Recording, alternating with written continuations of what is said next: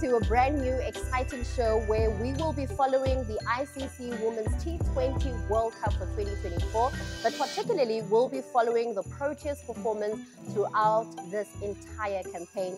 And I'm looking forward to delve in and talk about what we can expect in this World Cup. And of course, joining me is Philasande Sixaba. He is no stranger to the women's game. In fact, he has followed and done work for the ICC Under-19 Women's World Cup. And so he knows exactly what he's going to be talking about. So Philasande, and you're wearing almost a similar shirt to me. How are you? You didn't give me the right memo, though. Like, can we discuss that you didn't give me the right memo? I didn't, but we've got wrong shirts because this says men. Yes. This also says men, Yes. and so we must get the women's one, right? Yeah, we have to. Thanks for the invite, firstly. It's always good to talk about cricket, particularly women's cricket. And, you know, World Cup season is always my favorite season because you get to see so many high-quality performances from high-quality performers for games that mean so much to them and to their country. So I'm really looking forward to this T20 World Cup. So Bangladesh is the host nation, Yeah. but it's not happening in Bangladesh. No. It's happening in the UAE. Conditions are different. What are you expecting from this World Cup? Look, not too dissimilar in terms of the conditions. I mean, Bangladesh, they were going to expect spin. All the teams were going to expect spin. UAE, similar conditions as well, where the ball does turn. So a lot of the teams would have prepared that way anyway. And for the ICC to move it from Bangladesh to, of course, the UAE, is you sort of want to simulate the same kind of conditions from the host country. So that's going to be something that all the teams are going to have to contend with. Most likely the Asian teams will be the more favored in those kind of conditions. So that's going to be something to look at. But I think this South African side has played a lot against subcontinental teams in recent times for them to be able to quickly adapt to those kind of conditions. So I'm looking forward to how they play there and particularly win games of cricket there. Yes, and we'll delve deeper as to what we can expect from South Africa. But let's talk about the format. Yeah. 10 teams, 2 stages, 2 groups. Just talk to us about that format. It excites me, because, you know, every game now is with consequence. You can't afford to start slowly. You know, we've seen so many teams in previous editions start a little bit slowly, know that they can catch up at the back end of the tournament. But this format is exciting because every game is worth something and you have to make a really good start. And I like it. You know, I would have liked for more teams, more than just 10 teams. But I understand sometimes, you know, women's cricket still needs to develop a little bit more to get it to the men's standard. You know, there's 20 teams in the men's competition.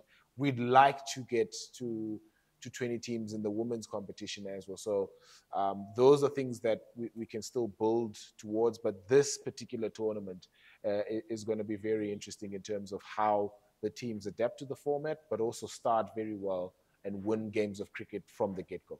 From the get-go. Now I want us to look into South Africa. Yeah. They are up against West Indies in their opening campaign of this World Cup. Let's start off with West Indies. Yeah. We saw Deandra Dotton, the power hitter, coming back after a break. Yeah. She's a great addition back into this West Indies side. You know, she obviously retired, spent some time away from the international game, back now and looking to replicate the feats that won them the T20 World Cup in previous editions for the West Indies side. So she's a proven performer. You know, how she's going to get back and get back to her best is still going to be something that she needs to figure out, and this West Indies side need to figure out. But if you can equate the star quality that she has to somebody in the South African lineup, similar to a Marizanne Cup, similar to what Danae van Niekerk brought to the South African side. So a lot of star quality back into this West Indies side. She's won this competition before, so they'll be looking at her to really quickly hit her straps and hopefully put in some big performances for this West Indies side. Hopefully not against South Africa, though. Yes, no, we definitely don't want that. We want an easy dismissal, right? Yeah. Now I want the editor to populate the screen with the team from West Indies, the World Cup squad. Just tell me your initial thoughts on how the squad is looking like. It looks good. Hayley Matthews leading the side. She's also a proven performer now in different leagues around the world.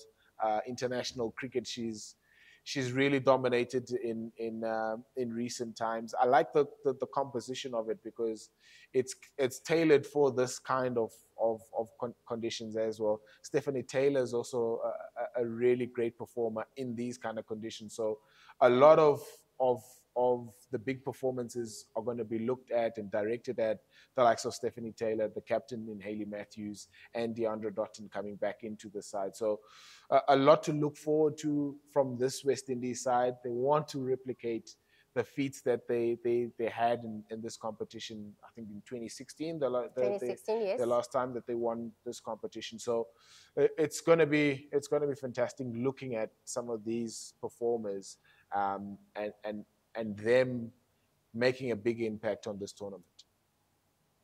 Because West Indies have won in 2016, does it give them a bit of an upper hand because they've had a taste of victory in a World Cup? Absolutely. I mean, whenever you've gone into a tournament that you've won before, you always draw inspiration from the edition that you won it. And I think now with this squad, having the likes of Deandra Dottin back in it, that experience of winning a T20 World Cup comes back to them. They can share experiences of how they did it in 2016 to the younger group and some other younger members of the squad. So upper hand maybe, but I think there's still a lot of other teams that are going to make a big say in this tournament. But West Indies definitely is going to be in with a shout in terms of winning this tournament. And hopefully a team that will have a big say in this World Cup is South Africa. Let's look at the South African squad for this World Cup. Lovely squad. I mean, I was talking to Bakir Abrahams, who's the batting coach of this Proteas side, and he was saying, look, there's so much talent in the squad that we just have to elevate it and make sure that they bring out the performances that we know that they can at the biggest stage. I like the look of Seshni Naidu. I've obviously seen her at the Under-19 T20 World Cup here in South Africa in 2023. She's made a really good start to international cricket on the tour of Pakistan. So her inclusion is so good. A young leg is always exciting because they bring a different skill, they bring a rare skill to the game. So that's going to be something that the South African side can be excited about. Sune Luis is so important to the side. I hope that she finds her best form because together with Laura Wolfhard, Tasman Brits at the top of the order, they can put in big performances. This South African side is well on their way to dominating and winning games of cricket. And of course, Marizanne Kapp is a special talent in terms of making sure that she finishes off games for South Africa. Nadine de Klerk is also somebody that I really enjoy, given the fact that Marizanne Kapp might in future and probably in this tournament manage her workload. You might not see her with the ball a lot. Nadine de Klerk becomes so important as the all-rounder in the squad. So I'm really looking forward to how this Proteas side performs at this World Cup. So, Pila, you can't speak about Marizanne Kapp and Nadine de Klerk without including Ayabonga Kaka. Star performer. I mean, I was following some of the warm-up games. She took a fifer recently. In those conditions where the ball can swing, she's going to be a handful. Over 100 games for South Africa. So she knows how to operate. She's been at this level for so long. And for her to really try and make a really big performance and contribution towards the South African side is going to be so crucial. She's one of the most crucial members of this Proteas women's side, and hopefully she can put in those big performances to bowl South Africa to victory. Batters win your games, bowlers win your tournaments, and hopefully she's going to be the one that stands out as some of the big performers at this World Cup. And talking about bowling, we've seen that Sune Luis took some time without allowing herself to bowl, especially around the time that she led. Yeah. And this time around, she was bowling in Pakistan. Do you see her bowling in this World Cup? No, absolutely. I mean, if she can add her all-round skill with the ball to the South African side, it gives Laura Wolfhard so many bowling options. It gives a sort of a good balance to the South African side. that maybe on the day a player like Nadine de Klerk doesn't perform, you can always throw the ball to Sunelise. In these conditions where the ball can turn, she's going to be so crucial. And I think the plan was to get her some overs into a system, into a body on that pre-World Cup tour to Pakistan to make sure that she has that rhythm of bowling, feels comfortable again bowling at this level. So she's going to be very crucial in making sure that she gives Laura Wolford that extra cushion in terms of bowling options. Laura Wolford, captaincy. I mean, we're going to be seeing her leading the team in this ICC T20 World Cup. Sinead did that last World Cup. What are you expecting to see from Laura Wolford? She's now grown into this role, you know. I mean, I think character-wise, she's a very shy person. She doesn't have a lot of words to say, but I think her actions and her command of respect from this group of players is there to see. I mean, she's now done it for about a year, and she feels a little bit more settled into the role now. It's a tough gig, being captain, because you've got to control so many elements of the game, your own game, other people's games, and trying to make sure that you carve out a positive result for the side. So she's going to be crucial. First time at a global event like a T20 World Cup. So I'm excited to see how she handles the pressure of, captaining at this stage, and hopefully she can put in some really big performances with the bat first, and then lead the side to victories at this World Cup. It's always good to hear from the commentators/analysts, but also we have a new and exciting feature called the Coaches Corner, where we hear the thoughts and opinions from the coaches about what we can expect in this World Cup as far as South Africa's performance. So let's hear from the coach. Yeah, big game against the West Indies. I think it's very key. The South Africans adapt to the conditions very well and very quickly. I think just looking at the warm-up games, we can see it's not in total big scores that's been posted. So I think application with the bat is going to be key. Strike rotations are non-negotiable. We've got to look for pockets in the field. So we might not have a high boundary percentage, but I think we've got to look to run well between the wickets. Turn ones into twos will be important. Partnerships is going to be a massive one. I think we can get to 150, 160 if we have wickets at the back end. So our top 3, top 4 is going to take the bulk of the first 10. 5 and 6 to work through about 16, and hopefully we have a good foundation there to lead it to a competitive total. I think just from the bowling front, if I had a look at the wickets, and based on the conditions of the UAE, I think we're going to have to try and go wicket to wicket. Yeah, I think anything short or with, well, on any surface actually is a non-negotiable. So hopefully, yeah, we can do a lot of variations. I'm hoping to see our bowlers maybe come around the wicket as well, just create a different angle. Yeah, and I think we got to go pace off, and it might happen early on, especially in the power play. I think the power play is going to be key. Regardless of who bats or bowls first, I think, yeah, the power play is something that we want to, to our benefit, make the most of it. And then, yeah, from a fielding front, yeah, I think we just got to be disciplined in the field. We've got to take all our catches. And yeah, I think apart from everything that I said, I think matchups is going to be key. They've got some big players, so we've got to watch who, we go up against. Listening from Coach Denisha and coming back to our analyst and commentator, Philasande, you've heard Coach Denisha. She speaks a lot about the importance of having accurate game plans for those conditions. Agree with her? Absolutely, and it's always refreshing to hear comments from somebody so intimately close to this group of players. I mean, she's coached Seshni Naidu at under 19 level, so she'll know, some of the areas that these bowlers and some of the plans that the batters will ultimately execute in these conditions, and especially against an opposition like the West Indies.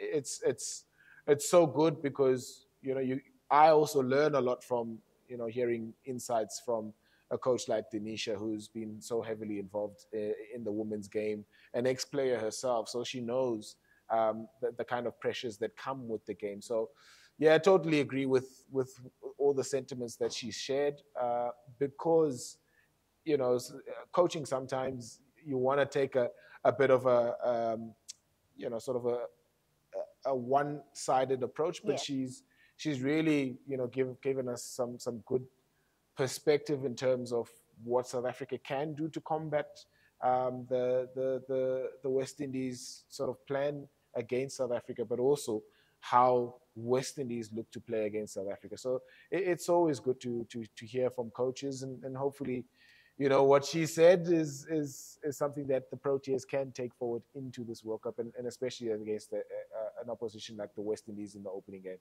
But let me hear from you. As an analyst, as a lover of the game, as a commentator, what should South Africa be doing against West Indies to walk away as winners? Look, I think, you know, in conditions like that, the bat wins it. You know, you get as many runs as possible. It's a cliche. You obviously outscore the opposition. So the batters are going to be so crucial. I spoke about the South African side having played against subcontinental teams for a very long time now. I think the last 18 months we've played against Sri Lanka, we've played against Bangladesh, we've played against India, we've played against Pakistan. So in spin-friendly conditions. So this group of players probably wouldn't be too phased about the spin factor coming into play in this competition. So, but it's still, you have to go out there and really combat it and play as well as you can, and know how to play. So it's going to be exciting for me to see the likes of Tasman and Brits putting in big performances. Laura Wolfart, Sine Lees, we spoke about her importance as the glue to the side with both bat and ball. So I'm really excited to see how they operate as a batting unit, but also how they operate as a bowling unit in taking wickets and securing victory for the side. Okay, now I'm going to put you on the spot. Predictions. Don't. My favorite part, okay? So who's winning tomorrow's game? And talk about also, if you win the toss, what should South Africa be opting to do first? Look, at Dubai International Stadium, is it? I think it's always good to bat there. Win the toss, Laura Wolfart, back yourself to put on 150 plus, 160. Those are the kind of scores that win you games at that venue. I really think that South Africa will come out with a win against the West Indies. DeAndre Dottin coming in, so it's going to take a bit of time to try and adjust to the side. The threat of Hayley Matthews is going to be the one that South Africa will have to navigate and look after, because she's really good with bat and ball. She's proven it in various leagues around the world and in West Indies colours. So for me, if we get Hayley Matthews out, that is the game breaker for South Africa. But an easy win for South Africa. An easy win for South Africa. Yep. Okay, who's the player of the match before we go? Laura Wolfart, a quick fire 70 from 30 balls. Hey, listen to that. Oh my God, that's a lot of pressure. 70 from 30 balls. Yep. Okay, Philasande. Wow, I look forward to that. Anyway, thank you so much for joining me. And I'm going to catch you after, because you know we have to talk about what happened in the game, right? Absolutely. And whether your predictions were correct. Absolutely. So I'll tell everybody to like, follow, subscribe, do everything that they need to do. Please like, follow, subscribe. We're going to do this for the duration of the T20 World Cup. So stay tuned for a lot of this content. It's going to be fantastic, and we can't wait to see South Africa go to the final and go one step further in winning this competition. Yeah, you heard it first here from Philasande Sixaba. Thank you so much for joining me. And thank you so much for watching the show. And remember to also leave a comment. Share with us your predictions for this game between South Africa and West Indies. From me and Phila.